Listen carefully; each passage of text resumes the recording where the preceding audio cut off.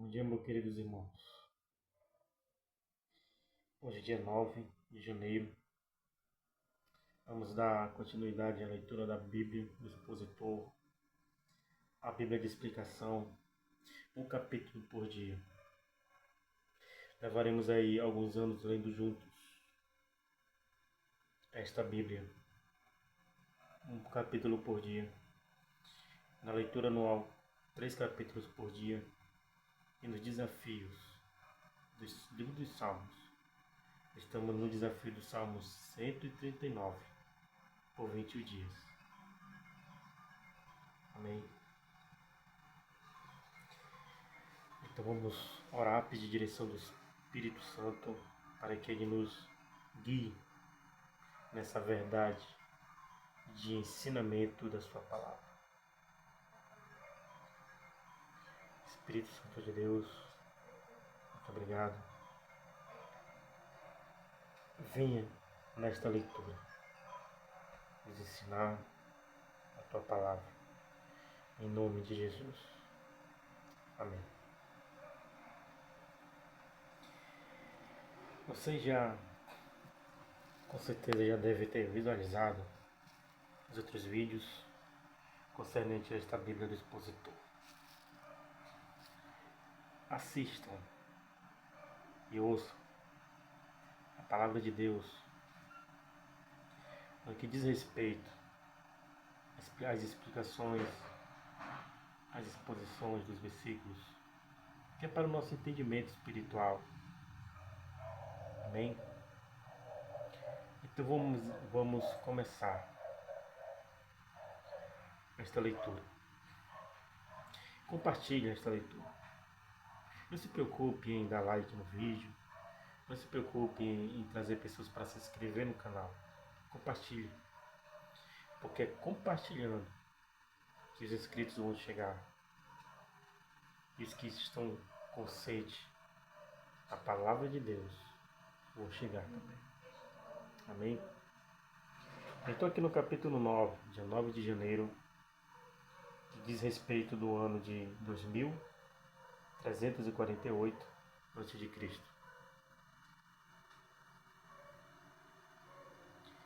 Que vai falar sobre a aliança. A aliança que Deus fez com Noé. Vamos lá?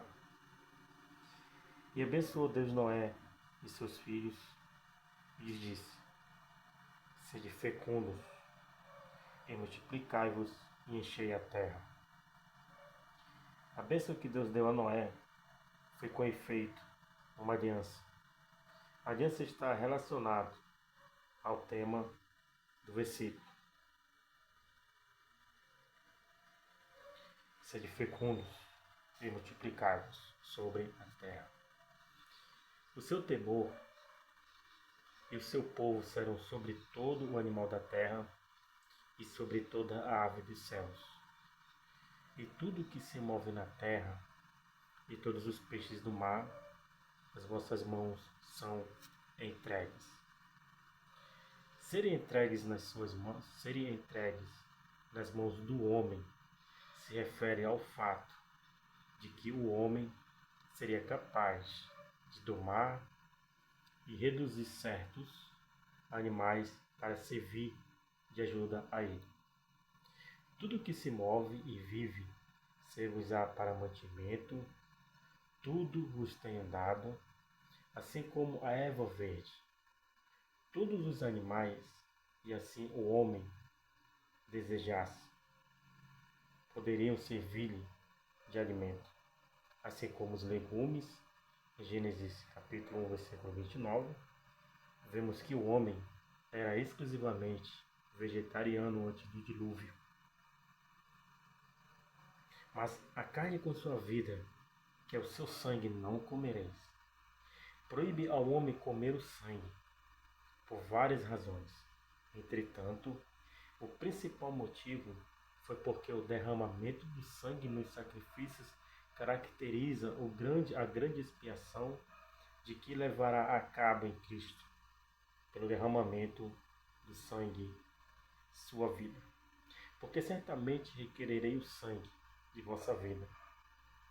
da mão de todo animal requererei, como também da mão do homem, e da mão de todo irmão, de cada um requererei a vida do homem. Este versículo condena o sacrifício, assim como o homicídio. Esta é uma solene declaração da santidade da vida humana. Quem derramar o sangue do homem, pelo homem será o seu sangue derramado. Desta aliança, temos a instituição do governo. A passagem fala de assassinato a sangue frio. Neste caso, o Estado tem o direito de tirar a vida de tal assassino. Repetir de novo, é uma lei. E essa lei ela se aplica em grandes países subdesenvolvidos. Quem derramar o sangue do homem, pelo homem terá o seu sangue derramado. Nesta aliança, temos a instituição do governo. A passagem fala de assassinato a sangue frio. Neste caso, o Estado tem o direito de tirar a vida de tal assassino. Você percebe-se por que alguns países subdesenvolvidos eles são extremamente prósperos. Não há corrupção. Não há assassinatos. Não há número de homicídios. Porque eles levam a lei ao pé da Bíblia. Lá nos anos aí 1700 alguma coisa, a rainha da Inglaterra disse que nenhuma nação, nenhum país consegue reger a nação se não for por meio da Bíblia. Os grandes palácios de reinos, isso muito lá atrás, nos anos 1600, 700, a Bíblia ficava ao lado direito do rei, porque eles diziam que sem a Bíblia é incapaz de reger uma nação. Se o Brasil, o nosso Brasil estou falando, os presidentes tivessem como base a Bíblia para reger a nação, o nosso país era próspero. Não haveria esse índice de violência e não haveria toda esse estado de mais absorver assassinos do que prendê-los ou do que puni-los. E hoje no nosso país é o contrário. O crime tem mais aceitação nos tribunais do que a inocência daqueles que são vítimas da violência. Enquanto aqui, no versículo 5 do capítulo 9 do livro de Gênesis, nessa explicação, versículo 6, que quem derramar o sangue do homem, pelo homem será o sangue derramado. As nações que têm seus países subdesenvolvidos, elas aplicam isso ao Estado. E é um tema de instituição governamental que fala de assassinato a sangue frio. Aqueles que matam a sangue frio. Aqueles que matam por roubar um celular. Aqueles que matam por roubar um cordão. Aqueles que matam até por pisar no pé de um cidadão. Que esse indivíduo tem que ser punido com seu próprio sangue. Ou seja, ele tem que ser julgado e condenado à morte, como tem nos grandes países desenvolvidos. Que diz assim: porque a imagem de Deus foi feito o homem. A pena capital não tem como propósito definido por Deus servir como um empecilho, mas sim representar o valor intrínseco do homem. Entendeu? grandes nações, dos países subdesenvolvidos, aplica-se essas leis. Mas vós sede fecundos e vos multipliqueis, povoai abundantemente a terra e vos multipliquei nela. Se não fosse pela religião demoníaca e a rebelião do homem contra Deus, a terra poderia facilmente comportar a 100 trilhões de pessoas. E falou Deus a Noé e a seus filhos com ele dizendo: o problema com o mundo é quem ignora o que Deus diz. E eis que eu estabeleço a minha aliança convosco e com a vossa descendência depois de vós. O pacto que Deus estabeleceu com Noé ia se estender a todos em seguida. E de fato, continua de pé. O pacto que Deus fez não se quebrou, continua de pé. E com toda a alma vivente que está convosco, de aves, de gado e de todo animal da terra que está convosco, desde todos os que saíram da arca até todo animal da terra. Essa aliança inclui toda a criação de Deus na terra. Estabelecerei meu pacto convosco, que já não mais exterminarei toda a carne com as águas do dilúvio, e nem haverá mais dilúvio para destruir a terra. Essa aliança garante que o mundo nunca mais será destruído outra vez pelas águas. E disse Deus: este será o sinal do pacto que estabeleço entre mim e vós. Toda alma vivente que está convosco, por gerações eternas, significa que as gerações de pessoas seguirão para sempre. É eterno, já está falando. É para sempre, é perpétuo. O meu arco tem um posto nas nuvens, o qual será por sinal da aliança entre mim e a terra. Toda a criação descansa, quanto à invenção, quanto à ascensão de um segundo dilúvio, pela instabilidade eterna da aliança de Deus, do qual o arco é o sinal. E será que quando eu trouxer nuvens sobre a terra, deixasse haver então meu arco nas nuvens, o arco-íris? Então me lembrarei do meu pacto, que há entre mim e vós, entre toda a alma vivente, de toda a carne. E não serão mais as águas por dilúvio para destruir toda a carne. Não significa que não haverá inundações locais, e sim um dilúvio para destruir toda a terra.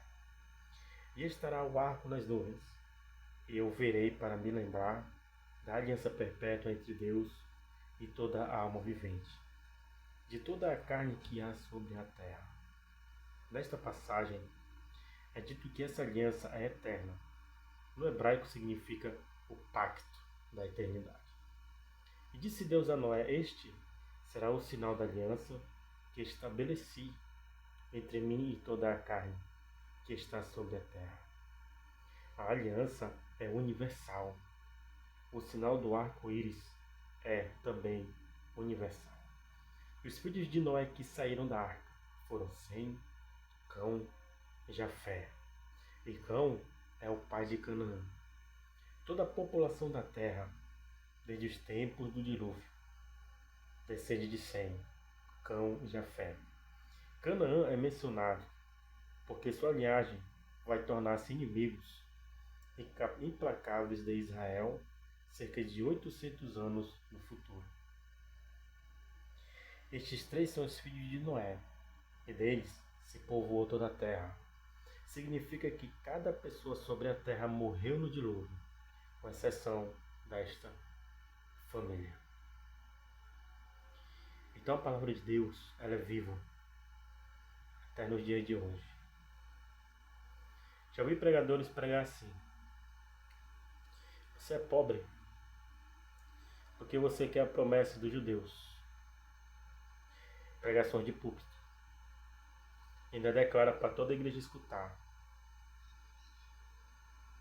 você não vai prosperar, porque a promessa não é para você, é para os judeus. Irmão, não dê ouvidos a certas pregações que pode vir até do púlpito, mas não vem do Espírito Santo. Pastores podem ter toda a ciência teológica, toda a ciência em letras, pode ter a ciência da religião, o conhecimento, pode entender, pode ter a inteligência, a sabedoria, mas se não tiver o Espírito Santo, não adianta nada. Porque se a Bíblia diz que ela é viva e eficaz, todas as promessas que estão lá alcançarão aqueles que creem na palavra de Deus. Amém? A embriaguez de Noé. E começou Noé a lavrar a terra, e plantou uma vinha, e bebeu do vinho, e se embriagou. Estava descoberto no meio de sua tenda. Esta é a primeira menção de vinho na Bíblia, ou de qualquer tipo de bebida que embriaga. Visto que é a primeira menção de uma bebida que intoxica, a Bíblia revela esse episódio tão vergonhoso. Não podemos deixar de obter entendimento desta ilustração, tal como é indicado pelo Espírito Santo a respeito de Noé. A advertência contra a bebida alcoólica é assinada aqui. Advertência contra a bebida alcoólica. E Cão, pai de Canaã, viu a nudez de seu pai, e o disse a seus 2 irmãos, que estavam fora. O pecado é como a levedura. Sempre se estende. Noé não só se embebedou, mas também tirou sua roupa e o fez de propósito. Há uma forma de loucura por causa do pecado. Então Sem e Jafé tomaram uma capa e a puseram sobre seus próprios ombros, e andando para trás, cobriram a nudez de seu pai, tentando voltar os seus rostos, e assim não viram a nudez de seu pai. Uma carência de amor expõe o pecado, enquanto que o amor de Deus cobre o pecado, mas sem tolerá-lo. E despertou Noé do seu vinho, e soube o que tinha feito com ele seu filho, o mais jovem. Há alguns eruditos que acreditam que Cão ou Canaã, mais provavelmente Canaã, cometeu um ato de homossexualidade em relação ao patriarca, embora não haja provas concretas disso. Há definitivamente uma indicação nesse sentido.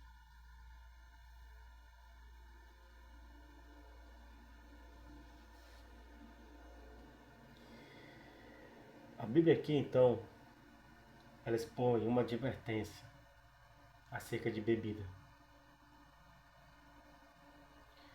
O pecado da bebida, o negócio do pecado aqui não é a bebida, mas a embriaguez. Porque foi a embriaguez que levou Noé a praticar isto. E foi a embriaguez que levou Ló a praticar o incesto com suas filhas. E expõe a vergonha do pecado na pessoa. E Paulo vem e diz: não vos embriagueis com vinho, na qual há dissolução, ou seja, na qual há contendas, há confusões, há brigas, há homicídios, mas enchei-vos do Espírito Santo de Deus. Ou seja, não beba, não toque em vinho. Entende? Sei que você está entendendo esta palavra. Você que é alcoólatra, largue. Diga assim: chega, a partir de hoje, chega da bebida me envergonhar e de me humilhar. Vamos ler o trecho aqui do versículo 21. e bebeu do vinho e se embriagou, e estava descoberto no meio de sua tenda. Esta é a primeira menção de vinho na Bíblia, ou de qualquer tipo de bebida que embriaga, visto que é a primeira menção de uma bebida que intoxica na Bíblia revela este episódio tão vergonhoso, ou que intoxica.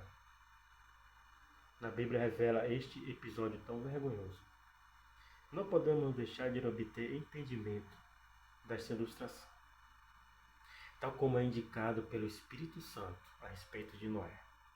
A advertência contra a bebida alcoólica é mencionada aqui. E Cão, pai de Canaã, viu a nudez de seu pai e o disse a seus 2 irmãos que estavam fora. O pecado é como a levedura, sempre se estende. Noé não só se embebedou, mas também tirou a sua roupa e o fez de propósito. Há uma forma de loucura por causa do pecado. Então Sem e Jafé tomaram uma capa e a puseram sobre seus próprios ombros e andando para trás, cobriram a nudez de seu pai, tendo voltado os seus rostos, e assim não viram a nudez de seu pai. Uma carência de amor expõe o pecado, enquanto que o amor de Deus cobre o pecado, mas sem tolerar. E despertou Noé do seu vinho, e soube o que tinha feito com ele seu filho mais jovem. Há alguns eruditos que acreditam que Cão ou Canaã, mas provavelmente Canaã, cometeu um ato de homossexualidade em relação ao patriarca, embora não haja provas concretas disso. Há definitivamente uma indicação nesse sentido. Viu aí o quanto a Bíblia ela é clara na explicação dela? Que tudo o que Deus faz para o homem é por amor ao homem, para ele endireitar os seus caminhos. Com Deus vem a bênção, com o pecado vem a maldição. A maldição sobre Canaã, e disse Noé: maldito seja Canaã, servo dos servos, será a seus irmãos. O que é esta maldição? Não tem nada a ver absolutamente com o fato de a pele de algumas pessoas ser negra. De fato, nem todos os descendentes de Cão e Canaã eram negros. Alguns eram brancos, como aqueles que ocupavam a terra de Canaã.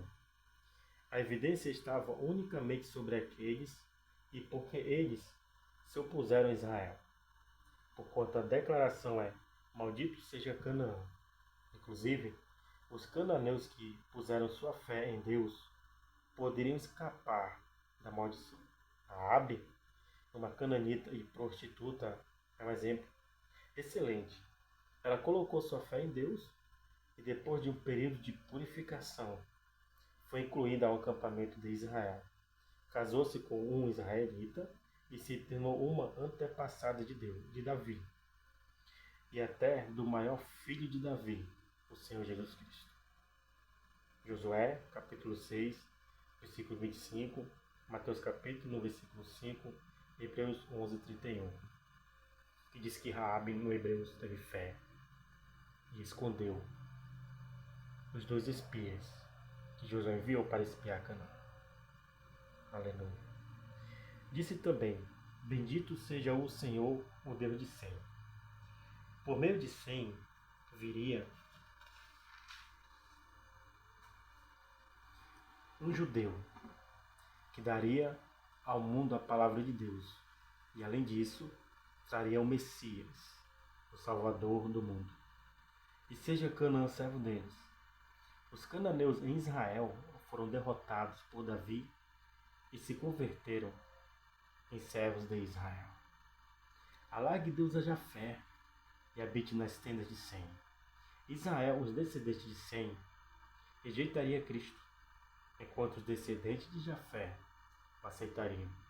O que significa que a bênção destinada a Sem, quer dizer, Israel, iria passar os descendentes de Jafé, quer dizer, os gentios, e seja Canaã seu servo. Os descendentes de Canaã continuam até este tempo, em certo sentido, sendo servo de Jafé. Por exemplo, os descendentes de Canaã, em qualquer lugar que estiverem, em certo sentido, respondem perante países como os Estados Unidos. Os descendentes de Canaã continuam até esse tempo, em certo sentido, sendo servo de Jafé. Por exemplo, os descendentes de Canaã, em qualquer lugar que estiverem, em certo sentido, responder perante países como os Estados Unidos, na qual uma grande parte da população descende de Jafé. E viveu Noé depois do dilúvio 350 anos. E foram todos os dias de Noé 950 anos e morreu. Significa que Noé viveu quase até o nascimento de Abraão. Sendo assim, foi, com toda probabilidade, uma testemunha da construção da Torre de Babel e da consequente dispersão da humanidade. Noé presenciou o fim da primeira humanidade e o começo da segunda.